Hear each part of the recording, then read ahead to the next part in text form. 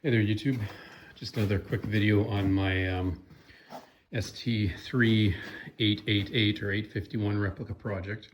I realized after a while that my new phone, new to me phone, is probably better quality than the old GoPro that I've been using up until now.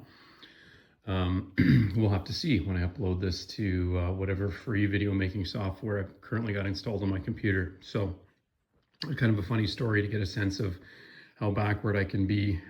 When I went to trade in my old phone, it was an iPhone 7, and the person who helped me at the, I think it was Best Buy, had never seen one before. So there you go. It still worked fine. Anyway, it's time for a new phone. So we'll start from the back this time. As you can see, I'm still waiting on the shock to get rebuilt. Maybe I can zoom in with this thing. No. So yeah, that's off at Capital Motorsports in Winnipeg. They're working on getting it rebuilt. I think, to bring you up to speed, the S2R shock wouldn't fit. So I found a Öhlins S4R shock. Needed a full rebuild though. Even the hydraulic preload adjuster wasn't working. So I think Dave and the crew there can sort that out for me. So hopefully that gets done soon. And we can get that back on and then get the rear wheel back on again. So slight change in the rear master cylinder. This is from a later model, I think 959 Panigale.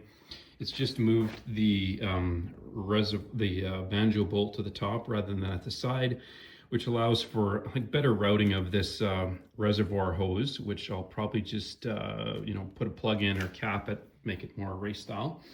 And it also allowed me to use the OEM brake lines, which is great. I'm actually able to use all of the OEM brake lines. And being a Ducati, it came with stainless steel lines.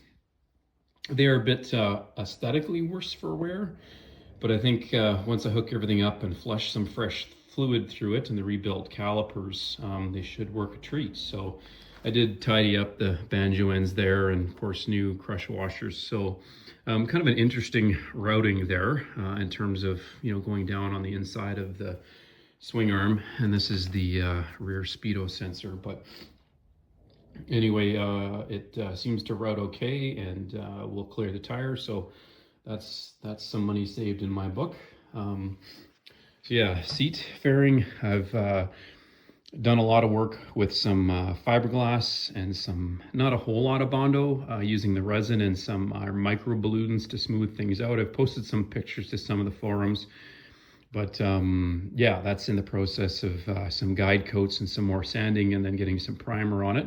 It's actually in the Volkswagen, ready to go to my top secret location for some quick painting. Template for the seat pad, which I'll obviously do later. Yeah, not a whole lot of change along the side. Bit of a, I guess, it's a win that I was able to reuse the OEM brake lines. A bit of a loss that I purchased some 848 engine protection, both Ducati and GB Racing. One used, one new, good price from an 848. It appeared that it should have worked, and it doesn't. I think I could have made it work with some longer bolts and some spacing, but it was just too much faffing around. So gonna leave it as is. Oh yeah, the regulator rectifier, the fancy SH847AA1, which you can see is kind of, there we go, upside down.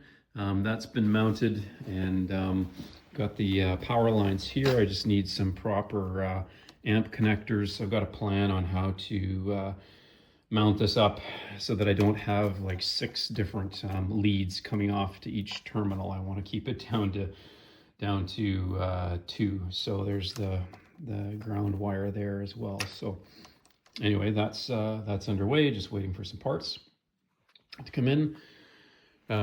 Got these nice little ladybird style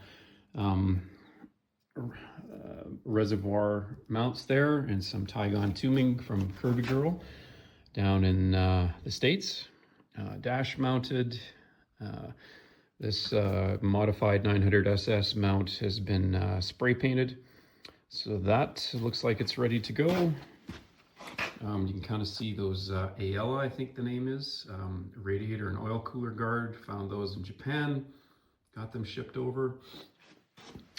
Starting to monkey with some ignition key delete options. I've got a plan that I'm scheming similar to what I've done in the past with a 30 amp switch and amp connector here. Get rid of this. It still has the antenna ring there for the immobilizer, but even if you buy a super fancy Jet Prime one for hundreds and hundreds of dollars, all they do is they get you to stick the key inside the ring, tape it all together and hide it somewhere. So certainly not the most high-tech solution, so I can certainly copy that and tidy up this area significantly here and get rid of a whole bunch of bulk, hopefully, some extra weight. Let's see, around to this side, I don't think there's any more updates here. I guess the other thing too, and I should have an update soon, I'm working on a scheme to replace this with a quick release sort of top hat spacer solution that'll better to show than try to describe. There's a guy in Winnipeg with a 3D printer that's working on that for me. So I'll get that mounted up when it's ready to go and see if it works, again on the fairings that are currently in the process of getting primed and painted. And I guess the only other thing is that I'll be replacing these clip-ons. Like, they're great clip-ons, they're driven clip-ons, good quality, but they're riser bars, and so I've set them down. So obviously a more regular standard clip-on are fine. I can't take them off though, because in order to do so I have to loosen off a bolt that's really hidden behind this this piece here. So ultimately what you need to do is have the handlebars turned in one direction or the other to access that bolt there, and it's, you know, locked in the stand here, so that's not going to happen anytime soon. But these will be replaced with